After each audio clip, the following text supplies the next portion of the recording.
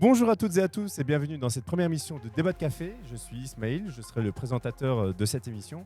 Et pour m'accompagner, j'ai à mes côtés le Mourad. GOAT. C'est moi-même Mourad, le spécialiste, le GOAT de l'émission. On va bien s'amuser, hein, ça risque d'être dantesque comme on dit. Incroyable. Alors, Débat de Café, c'est quoi? C'est une émission qui réagit par rapport à l'actualité foot, mais pas que. On va également parler des différents résultats de matchs. On va parler de ce qui se passe dans le monde du foot, des infos, des intox, des rumeurs, d'un peu de tout, quoi. On va parler de tout, hein, donc on va vraiment toucher là où ça fait mal. Et on va surtout défendre nos On touche équipes pas au Barça. hein. On touche pas au Barça. respectives. Effectivement, il y aura beaucoup de pro Barcelone, de pro Manchester United et de pro Real aussi. Hein, donc parmi les invités, il y aura également des invités du Real. Donc pour cette première, on va se présenter très rapidement, histoire que vous saviez qui on est. Donc moi, je suis enseignant, je suis également e-sportif d'une certaine manière. Je co-organise des événements aussi. C'est la raison pour laquelle vous voyez ce beau matériel. Mourad, à mes côtés, tu peux nous raconter ton parcours? Moi, je suis là uniquement parce que je suis un passionné de foot. J'ai joué au foot aussi, j'ai côtoyé pas mal de personnes dans le monde du foot. Donc, je pense avoir les capacités, l'expérience pour pouvoir donner mon avis par rapport au sujet. Exactement, c'est la raison pour laquelle on s'est également lancé dans cette émission qui nous tenait à cœur. On est censé être accompagné d'autres personnes, mais qui viendront au fur et à mesure de l'émission. Ils sont Donc, blessés. on va dire qu'ils sont blessés pour cette première. Sans plus tarder, on lance le générique et on se dit à tout de suite. Let's go.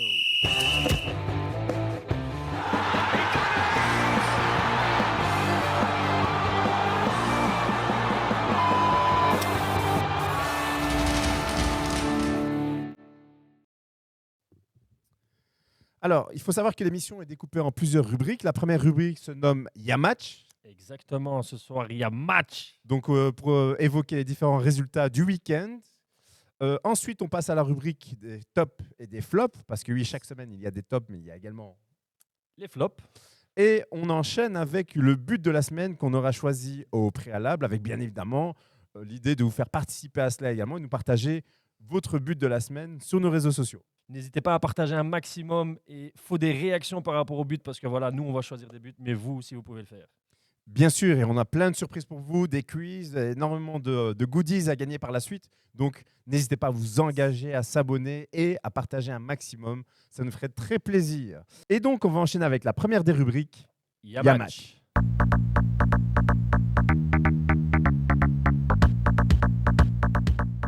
C'est parti pour les résultats d'un championnat. Lequel, Mourad? Je pense qu'on va commencer par le best, le championnat best. espagnol. Le championnat espagnol. Alors, ça risque de faire réagir. Est-ce que le championnat espagnol aujourd'hui est le meilleur championnat qui existe? Par contre, quand je dis le best, je ne parle pas du championnat, je dis juste qu'on va parler d'Espagne parce que voilà, faut quand même mettre un point sur ce qu'ils ont fait pendant l'été. Ouais, exactement. Voilà, ils ont gagné l'Euro, ils ont été premiers aux Jeux Olympiques, donc logiquement, on va parler de l'Espagne en premier. Top. Donc, pour l'Espagne, pour cette deuxième journée, parce que oui, l'émission n'est pas sortie la semaine dernière, on a eu un petit couac, on la sort cette semaine.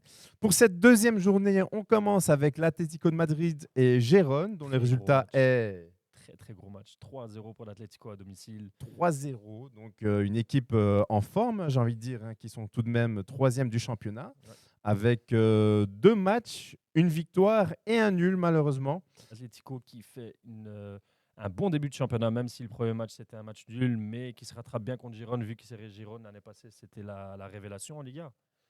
Oui, exactement. Donc, Gérone, une équipe en qui on a placé quelques espoirs, honnêtement, par rapport à leur performance de la saison dernière. Un but d'Antoine Griezmann qui confirme toujours sa présence au sein de l'Atlético de Madrid, son importance aussi. Hein. Ouais, Griezmann, c'est Griezmann qui... J'ai l'impression que ce gars, il est fait pour l'Atlético Madrid. Malheureusement, dans les autres clubs, ça n'a pas trop été. Enfin, à Barcelone, ça n'a pas trop été, mais ce gars est fait pour Madrid, c'est inévitable. Et je pense qu'il a mis un beau coup franc en plus.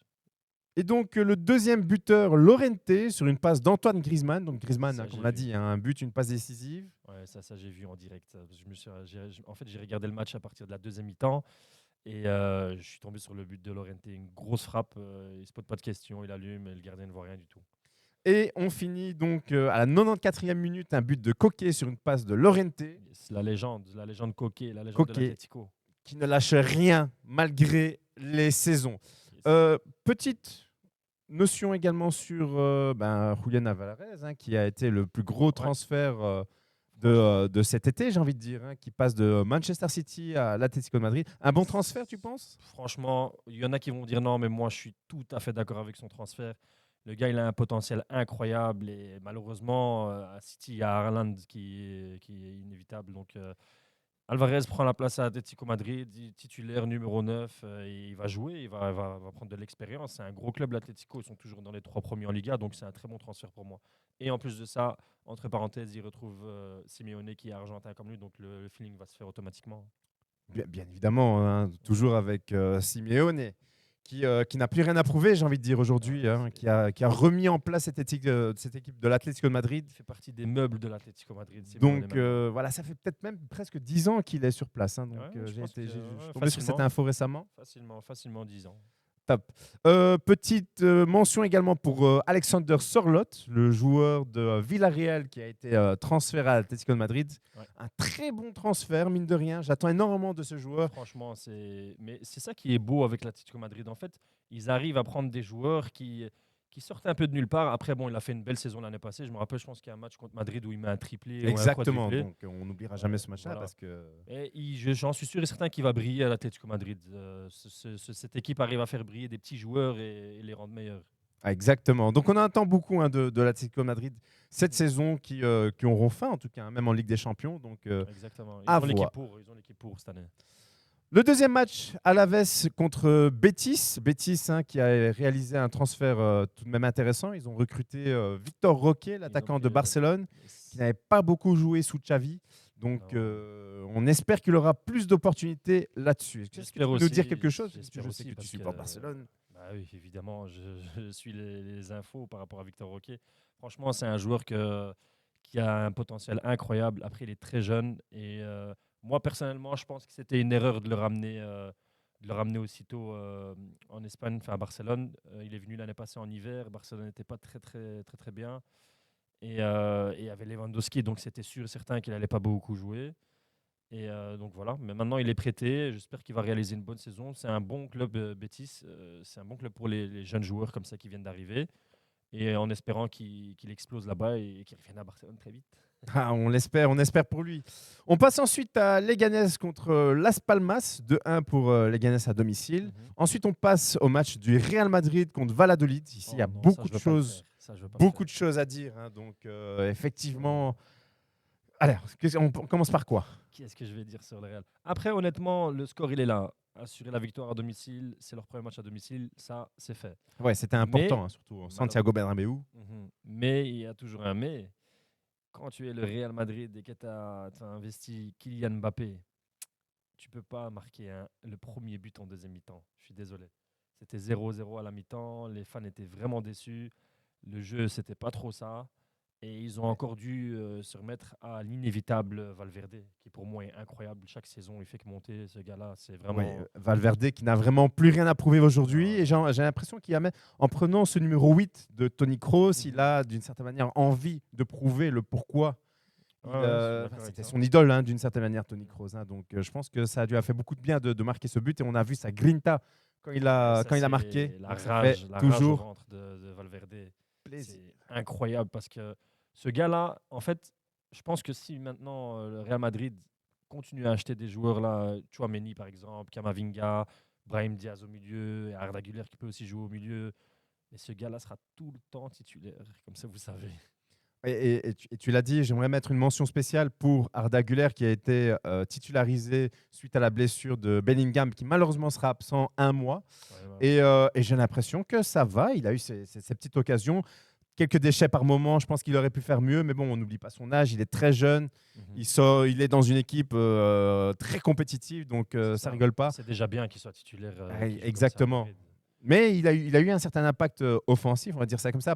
Pas beaucoup de chance malheureusement sur certaines de ses actions, mais ça va venir, on ne doute pas de lui. C'est sûr et certain. Après, Madrid, c'est un peu nouveau. Il y a Kylian Mbappé qui vient d'arriver. Vinicius. En fait, l'attaque, c'était Kylian Mbappé, Vinicius et Arda. Arda et Vinicius, c'est des joueurs qui se connaissent depuis un an, qui jouent ensemble depuis un an. Et encore, ils n'ont pas eu vraiment l'occasion de jouer plein de matchs ensemble, vu qu'Arda, c'est un joueur qui rentrait à chaque fois. Et Mbappé, il est nouveau, donc la sauce doit encore se faire. Mais Moi, je vais quand même mettre un petit point sur le fait que Mbappé, Vinicius, je ne sais pas trop si ça va fonctionner. Ouais, c'est la grosse question aussi hein, des tweetos qui Exactement. se demandent finalement est-ce que ça va matcher entre enfin, toute l'armada offensive du Oui. Real.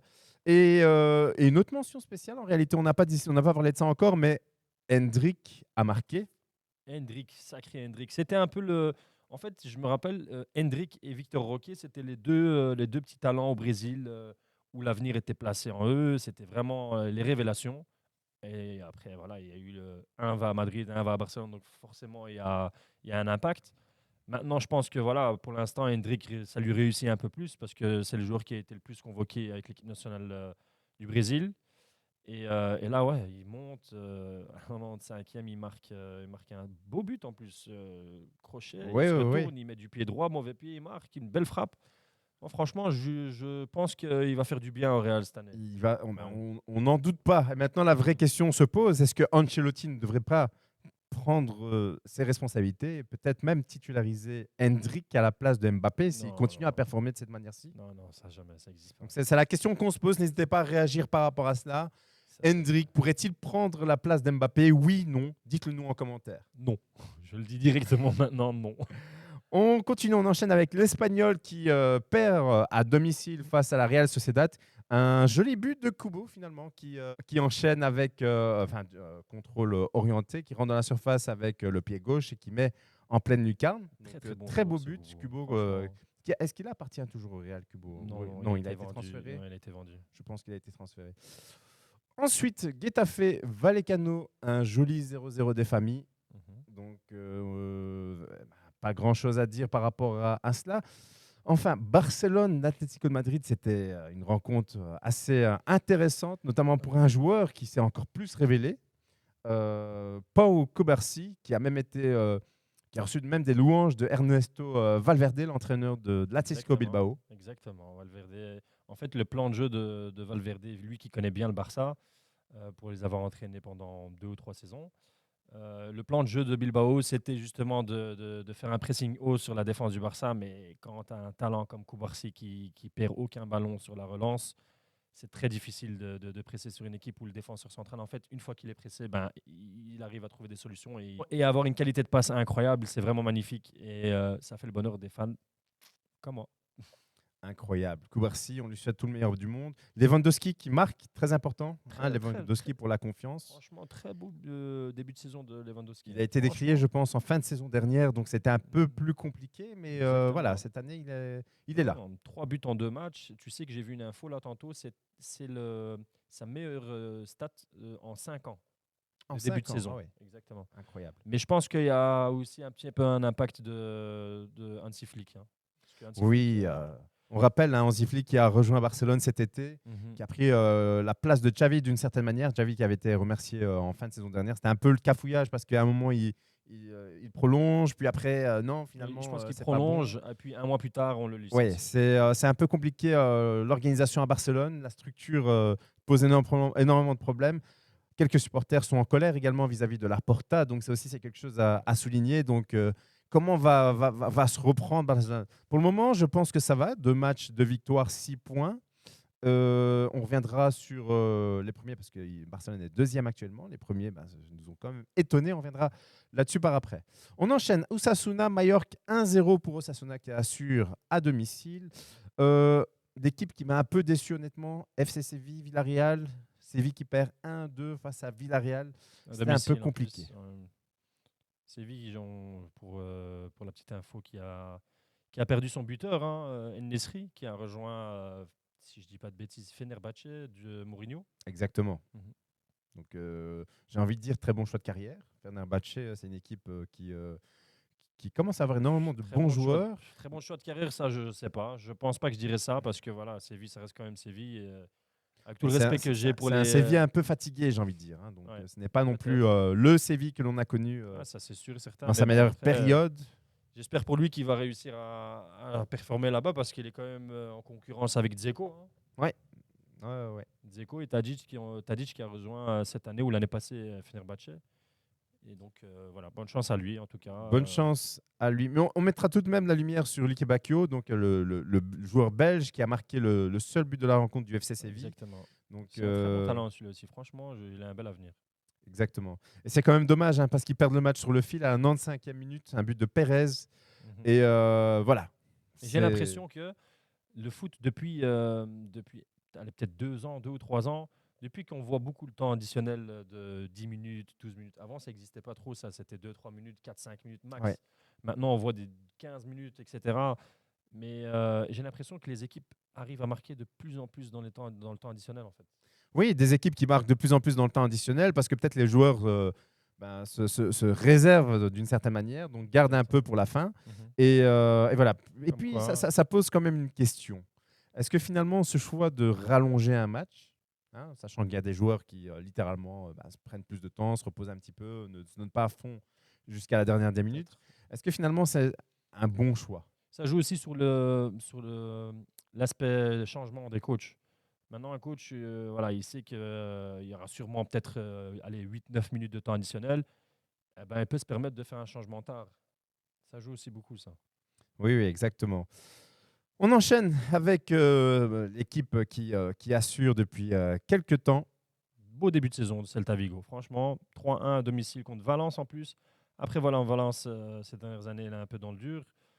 Je pense qu'il y a eu beaucoup de changements de coach aussi, beaucoup de changements de joueurs, des joueurs qui ont quitté. On se rappelle de Carlos Soler, par exemple, qui avait rejoint le PSG. Et voilà, c'est plus malheureusement le Valence que c'était il y a plus ou moins 10 ans, mais ça reste quand même une bonne équipe. Mais Celta Vigo, franchement, très beau début de saison. Beau résultat 3-1, c'est mérité. Exactement. Alors, on va enchaîner maintenant avec le championnat anglais. Exactement. Beaucoup de surprises ou pas. Donc, on a le premier match. Je pense pas qu'il y ait un débat là-dessus, on est d'accord. Hein. C'est le meilleur championnat de. Oui, non. Avec toutes les stars qu'on s'arrête sur le ça. niveau. On va quand même vous demander votre avis sur Internet, mais voilà, le championnat Exactement. anglais pour tout le monde, c'est le berceau du football, donc on est d'accord. Exactement. Donc, un championnat au top. Tout d'abord, Liverpool, Brentford 2-0 pour Liverpool.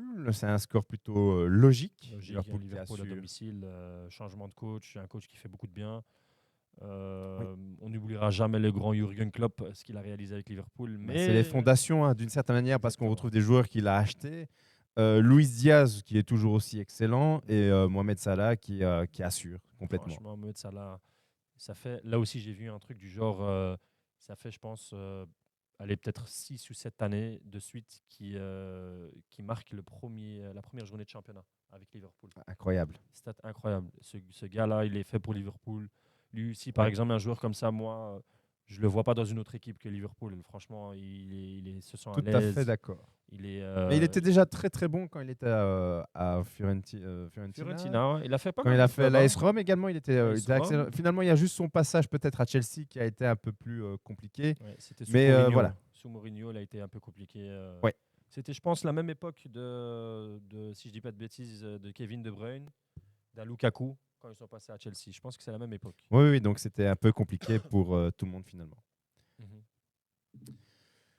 Donc, deuxième match, Bournemouth contre Newcastle. Newcastle qui est censé faire un travail au niveau de ses résultats.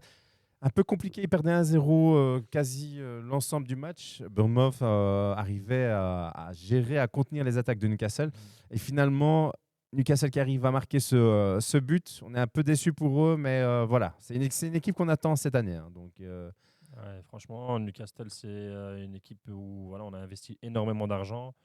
L'année passée, ils font une bonne saison. Mais là, le début de saison est un peu hasardeux. Ouais. Donc, il reste tout de même 6e avec une victoire et un match nul, hein, finalement.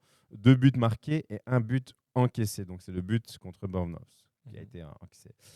Les Wolves jouaient contre Chelsea. Chelsea qui a eu très gros match. À un moment, le résultat était 3-2 pour non, Chelsea. c'était 2-2. 2-2. Chelsea marque 1-0, les Wolves égalisent. Chelsea marque 2-1, les Wolves égalisent à nouveau. Et en deuxième mi-temps, c'était autoroute, voie de gauche, tout droit, appel de phare. Tous les buts pour Chelsea.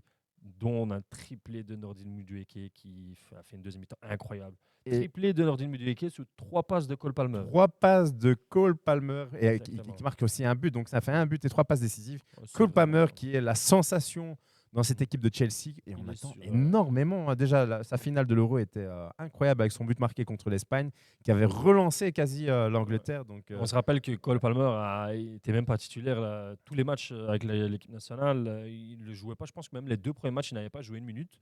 Ça avait fait un scandale parce que l'Angleterre ne jouait pas très bien. ouais, exactement. Donc tout le monde se battait pour Cole Palmer. Bah oui, le gars, il a réalisé une saison incroyable l'année passée. Et partir de City, il fallait le faire. Hein. C'est un gars qui avait un avenir incroyable. Il a quand même été transféré à Chelsea. Et très très bon choix, je trouve. Très bon choix.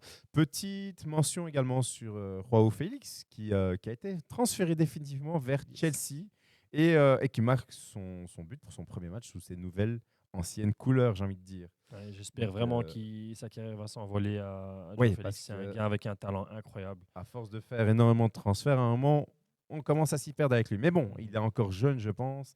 Oh, il est jeune, il doit Il avoir a, peut-être 25 ans ou 24, 25. il a encore l'avenir devant lui. Donc, on enchaîne avec Aston Villa contre Arsenal. Arsenal qui fait le travail. C'était un match piège, hein, finalement, Exactement. contre l'équipe de Unai Emery. Aston Villa qui avait très bien fini la saison dernière avec des résultats plutôt convaincants. Même le premier match de championnat, ils ont été prendre des points à West Ham, si je ne dis pas de bêtises. Donc ouais, 3-2 ouais. le résultat, enfin 2-3. Et là, bon, après Arsenal, c'est quand même c'est Arsenal qui est revenu au top niveau ces 3 dernières années, qui font des saisons incroyables. Ils se battent le titre avec City. Oui, et merci à leur coach, hein, Mikel Arteta, hein, qui a vraiment redonné une vie à cette équipe d'Arsenal et on est vraiment content pour eux. Ensuite, Crystal Palace, West Ham, 0-2 pour West Ham, donc avec des buts, somme toute, des buts intéressants. Hein. Une percée de Aaron Wan-Bissaka, l'ex de Manchester United. Franchement, Wan-Bissaka aussi, c'est un beau transfert, ça, je trouve. Hein, parce que là, Manchester United, ils ont acheté Mazraoui. Donc, ça allait être difficile pour lui cette année de prétendre à une place de titulaire. Là, il va à West Ham, bon club, bien en place. Ouais, je pense avec beaucoup moins de pression, entre guillemets, et il se sentira beaucoup plus à l'aise. Exactement. Un but de Thomas Souček et Jarrod Bowen. Jarrod Bowen qui est un excellent joueur, donc j'ai toujours dit, hein, c'est le type de profil qui me plaît énormément en tant qu'ailier, en tant que même créateur. Hein. Donc très très bon joueur. Ensuite, on enchaîne avec un match également intéressant. Ils sont tous intéressants. Hein. Donc, Fulham contre Leicester. Leicester qui remonte en première division. Je me couper 2 secondes, Ismaël. C'est ça qui fait la beauté de ce championnat. Hein. Championnat Angleterre, c'est incroyable. Hein. Les matchs sont vraiment passionnants. Il se passe toujours des dingueries. Et tu es content en fait, de regarder un match anglais. Exactement. Et surtout, on met en avant le but de Smith Rowe, je ne sais pas si je le dis bien, sur une passe décisive de Traoré. Transféré d'Arsenal, si je ne dis pas de bêtises. Adama Traoré, qui est passé par Barcelone. Adama Traoré, hein, on est tous d'accord pour dire que c'est un excellent joueur, qui manque des fois de constance, mais voilà. Le joueur de foot le plus musclé, je vous le dis. Oui, c'est aussi. Hein, donc. Et apparemment sans faire de muscu. Mais bon, ça m'étonne un peu. Un but de Faes, et donc c'était 1-1. Hein, et donc ensuite, Fulham a mis le deuxième but grâce à Iwobi. Joueur de l'équipe nationale belge. Hein. Exactement. Et donc, Manchester City qui gagne 4 buts à 1 contre Ipswich sur 3 buts. Hein, d'Erling Haaland, il est très bien parti encore pour être Pichichi de l'année, un meilleur buteur de l'année. Lui, franchement, on va se le dire, hein, il vise les records de... Je vais dire une dinguerie là, mais il vise les records de Messi et Ronaldo en termes de buts. Hein. Ouais, je pense qu'il en est capable, surtout dans une équipe comme Manchester City. Exactement. Ça peut être très très très vite aller. Hein, donc, Après, ils se sont fait quand même peur. Hein. Ils perdaient 1-0. Oui, peur. 7e minute 1-0, puis ils marquent 1-1 à la 12e, 2-1 à la 14e et 3-1 à la 16e. En fait, ça, on encaisse un but au début de match et puis après on démarre. C'est un diesel, ça prend du temps à démarrer. Oui, mais ils mettent un peu le suspense, sinon c'est mort. C'est ça, exactement. Et aussi un but de De Bruyne, il faut souligner notre but de De Bruyne KDB. et surtout le moment le plus attendu par les supporters de Manchester City, c'est l'entrée de Gundogan qui est venu de Barcelone. Standing ovation sur le terrain. J'ai vu la vidéo, c'était vraiment incroyable. Il était vraiment content de revenir. Gundogan, hein, comme on... Après, voilà, il faut quand même souligner ce grand homme parce que en fait, il a permis à Barcelone de récupérer pas mal d'argent sur son transfert. Oui. Il a accepté de quitter Barcelone gratuitement. Mais sans avoir demandé d'indemnité. Voilà, ou chose autre, que hein, plein donc, de joueurs n'auraient pas fait. Exactement. Lui, il a vraiment fait ça pour aider le Barça. Sinon, si ça tenait qu'à lui, il a dit je serais resté. Mais bon, pour aider le Barça, Il s'est fait un petit kiff. Il est parti jouer en Espagne. Là, exactement. maintenant, il veut gagner à nouveau. 30 degrés donc, toute l'année. Il s'est dit voilà, bonne chance, on va aller prendre un peu des couleurs et on revient en Angleterre. Exactement. Southampton qui perd à domicile face à Nottingham Forest. Donc, c'est un peu compliqué pour Southampton en ce moment. J'espère qu'ils vont rapidement se relever. Tottenham qui assure le coche face à Everton 4-0. Yes. Heung-min Son, j'ai envie de dire, hein, il est toujours là, toujours présent, toujours aussi chaud, ce joueur. Il a repris le flambeau après le départ de Harry Kane, hein, franchement, et il assume. Exactement. 2 buts de Son, un but de Bissouma et un de Christian Romero sur une passe décisive de James Maddison. Yes. Et enfin, la plus grosse déception du week-end, surtout pour moi, parce que je suis supporter de Manchester United. C'est difficile. C'est la défaite face à Brighton et surtout le moment où Garnacho est censé marquer le but. Je ne sais pas si tu as vu ça, mais Garnacho est censé marquer un but. Ouais. Malheureusement, ça touche la jambe de Zirkzee. Je dis bien malheureusement, ça touche la jambe parce qu'il y a eu tout un débat sur les réseaux sociaux. Exactement. Et ça, je ne suis pas d'accord de vous laisser dire que c'est la faute de Zirkzee. Je répète, Bruno Fernandes fait une passe au deuxième poteau. Zirkzee, bien évidemment, il tente de plonger, de mettre son pied pour marquer, tel un attaquant, c'est ce qu'on lui demande. Exactement. Il a le bon réflexe de se donner à fond sur l'occasion, c'est ce qu'on veut, d'accord. Et faute à pas de chance, comme on dit, Garnacho, au moment où il la reprend, il tire du gauche, je pense, vers le but et ça touche la jambe de Zirkzee. Et il siffle hors-jeu. Ouais. Ça fait hors-jeu et je pense que c'était 1-1 à ce moment-là, ça aurait pu être 2-1 pour Manchester United. Et malheureusement, par la suite, Brighton marque à la dernière minute, je pense. Quasi à la dernière minute, exactement. Et sur on ne va pas appeler ça un cafouillage au niveau de la défense, mais un problème de marquage où le joueur de Brighton était tout seul. En fait, hein, il a mis sa tête et elle est rentrée. Et petite mention pour le premier buteur de Brighton, ancien de Manchester United. Oui, Danny Welbeck qui ne cesse de marquer contre Manchester United et il célèbre. Il a raison. Il a été jeté d'une certaine manière et on comprend parfaitement. Il se refait une santé à Brighton. Hein, bien sûr. Il est titulaire. Et mon joueur favori de cette équipe, Mitoma, qui a été passeur décisif pour Danny Welbeck. Mitoma que j'apprécie énormément. Et encore j'aimerais vraiment beaucoup le voir dans une autre équipe. Une équipe beaucoup plus compétitive et je pense qu'il en a l'étoffe. Bien sûr. Et donc tout de suite, on enchaîne avec la dernière rubrique, à savoir le but de la semaine.